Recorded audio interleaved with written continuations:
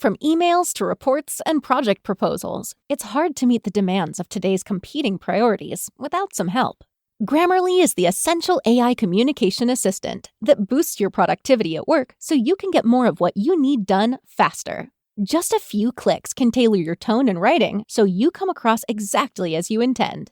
Get time back to focus on your high-impact work. Download Grammarly for free at grammarly.com/podcast. That's grammarly.com/podcast. It seems like every time you check the news, someone new is making headlines and sparking a ton of questions.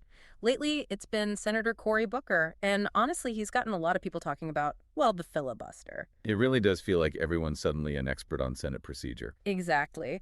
And I bet some of our listeners have even found themselves searching online, trying to learn more. Absolutely. We've seen a massive spike in searches. I mean, everything from just straight up Cory Booker filibuster to folks diving deep into history with searches like longest filibuster. It definitely shows people want to understand this Senate tactic. Yeah, it's clear there's a ton of curiosity, and well, that's exactly what we're going to unpack in this deep dive today. So no more searching, right? Right. We're going to break down what a filibuster is, look at why it's used, and to give you some serious perspective, we'll compare Senator Booker's recent activities with a truly historic example. I'm talking about Strom Thurmond's legendary filibuster. Okay, so before we get into all that, maybe we should start with the basics. What exactly is a filibuster? Well, in the simplest terms, it's a way to stall things in the Senate. Basically, it's a tactic that lets a senator, or even a whole group of them, drag out debate on a bill. So they just talk and talk and talk. Pretty much. And by doing that, they can block a vote from happening. It basically forces the Senate to hit pause unless 60 senators agree to end the debate, which is called cloture. So it's all about using the rules to, well, delay things. Exactly. And it feels like Senator Booker's actions have really grabbed people's attention. I mean, we've seen searches like Cory Booker filibuster live. Is Cory Booker still speaking? And even how long did Cory Booker speak? And don't forget about why is Cory Booker filibustering? Oh, right. People weren't just curious about what he was doing, but why he was doing it. Absolutely. It seems like people are also fascinated by the whole strategy behind it. We even saw a lot of searches for filibuster rules. So people want to know the ins and outs, like where the lines are drawn. Exactly. They want to know the playbook. Yep. And that kind of leads us into the whole history of the filibuster, right? Strom Thurmond is kind of the big name that always comes up. I mean, people are constantly searching for longest filibuster in U.S. history and Strom Thurmond filibuster record. Yeah, his filibuster is basically legendary. He spoke for, get this, over 24 hours straight back in 1957. Wow, that's some serious stamina. No kidding. And you know, it's really interesting.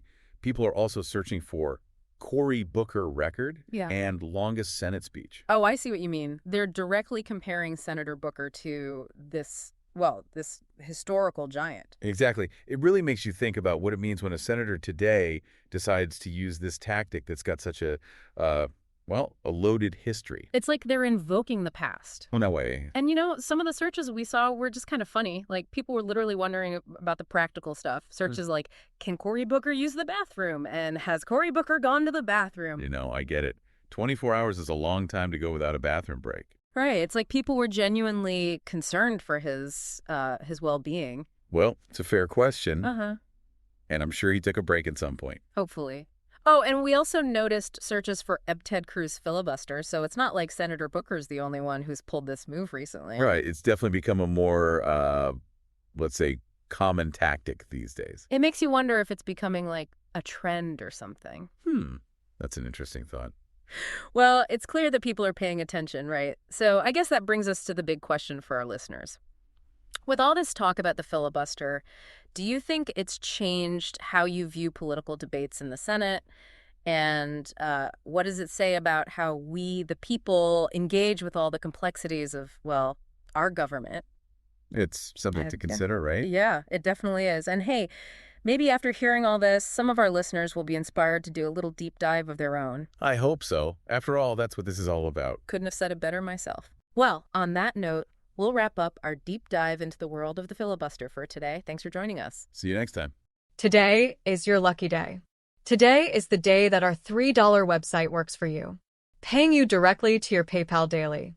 Imagine $3 ongoing continuous payments to your PayPal account. Imagine falling asleep and waking up to $300 in your PayPal account. How would this make you feel? How could this help you? What bills could you pay? What kind of fun could you have? What does that retirement look like now? All for a one-time payment of $3. This website is DFY done for you, fully built and completely hosted, and never stops collecting payments for you. You have spent $3 on coffee on a regular, but that coffee won't help you create multiple streams of income. Click the link below.